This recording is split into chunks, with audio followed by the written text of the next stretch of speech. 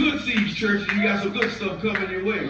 Sow some bad seeds, church, but payday is coming. Amen. But in other words, David found out that he had all the power. But moderated, at the end of the day, David had to run for his life. Because the man that we call Paul was Saul back then.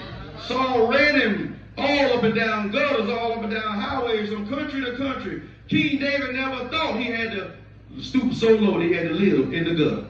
But he had to live there because he knew Saul was on his track. So in other words, I'm telling you today, it's good to have all the power you think you have. But you better use it the right way. Amen. Because at the end of the day, you will be just like King David. Sometimes God let things happen to us for a reason. And I ain't talking about nobody. I'm going to start with Pastor Jones. Amen. Sometimes things happen in my life because sometimes I did not do what God told me to do. Oh, we don't need to get quiet now because we all got a testimony. From the pulpit to the back door, we have all done something that God told us not to do. And then when we wind up doing it, he let you know that I'm in charge.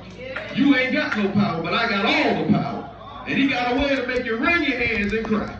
And if you ain't never been there, wait a while. Amen. Because I tell you right now, we don't do everything according to this Bible. And don't let nobody fool you that you do. We make mistakes.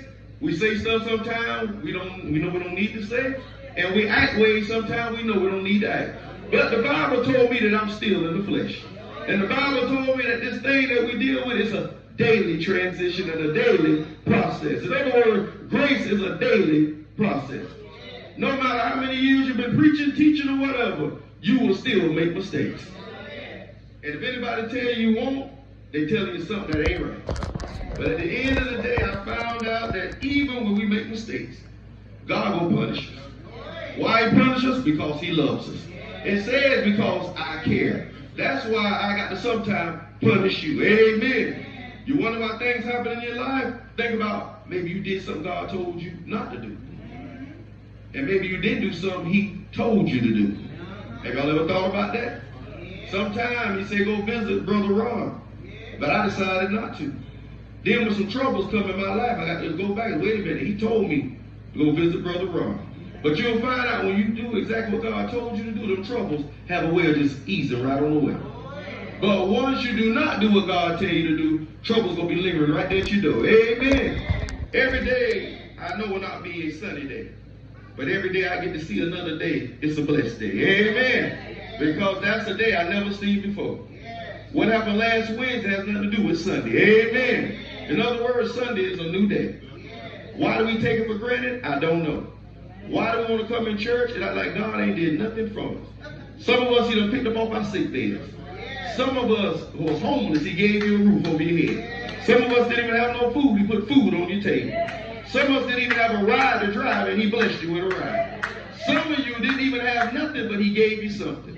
But we can't even tell him thank you, and we can't even say amen when we're in God out. We got the pastor got to pump you up every Sunday. Bring your own fire in the pastor. They got to pump you up. You will wind up pumping up the pastor when you bring your own fire to the church. Let me go on and get out of here. I don't want to make nobody mad. Amen. And his name shall be called Wonderful.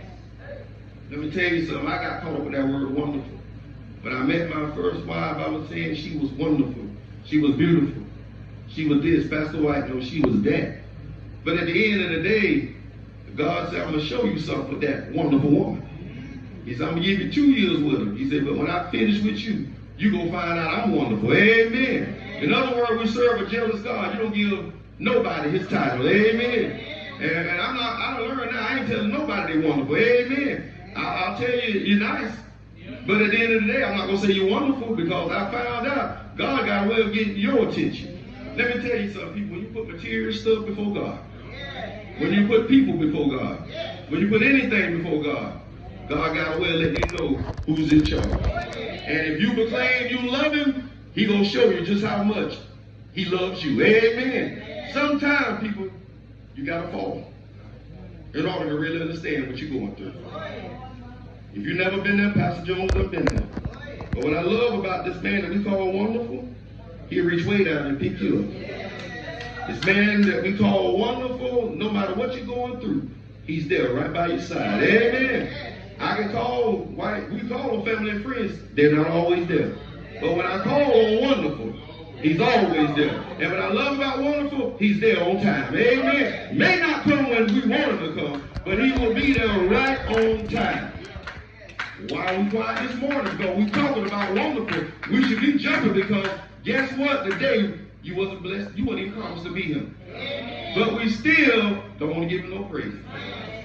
Sometimes I believe the cemetery is serving better than we do. Amen. Because they're at peace. You're trying to find peace, but until you give God the praise, you ain't gonna never find peace. Sister Marjane, he is a counselor. And I don't know about you, you've been counseling me. Because see, we lost Elmer around about the same time last year. Then I lost my dad this year. Amen. And they both was at hospice. Just rooms. I remember their rooms left and right. Deacon Holler was at hospice this year. I remember his room. And when we were walking in the hospice with my daddy, I was thinking about Deacon Holler and my sister. So I don't know about you, Reverend Jones have had need for counseling. In other words, church, I always think the pastor got it all together. You don't know what the pastor going through. Some of you don't even ask what the pastor going through. All thing you're going to do is bring your problems to the pastor. You don't know what we go through at night. And we're not only trying to take care of ourselves, we're looking out for you too. As well as the world, because we're not just a pastor at Fallen Creek and Deep Creek, we are pastors of the world. Amen. Wherever we go, you never know. Somebody may walk up to you, Pastor White, I need you to pray for me. But we never know that Pastor White may be having some stuff going on at his house. And that's why it be at Fallen Creek. They come to me about everything, and I know I had a lot going on, but at the end of the day, we cannot put God people second. God said, I want you to take care of my children, because that's what I assigned you to do. Amen. I was going through with my brother, I was going through with my sister, going through with my dad, but at the end of the day, I still had to take care of Fallen Creek. Why? Because the counselor told me, you just run on and just see what the end gonna be. He said, because I'm gonna be right with you. He said, I'm never gonna leave you alone. And what I love about him, he said, he don't put that much on. He said, you're gonna be all right, Joe. Just do what I told you to do. And he said, you'll see everything will be all right. I don't know about you, but I put my trust in the counselor. When I go in that room at night, I don't talk to nobody but him. Amen. I got family at home, but I can't talk to them like I can talk to the counselor. Because at the end of the day, some of your family ain't right. I'm talking about my people now. I ain't talking about nobody else. Some of your family ain't even right. And let me tell you something. I have family members older than me. And I'm trying to tell them the right way to go. And they should be telling me the right way to go. But at the end of the day, I'm still sitting there telling them the right way.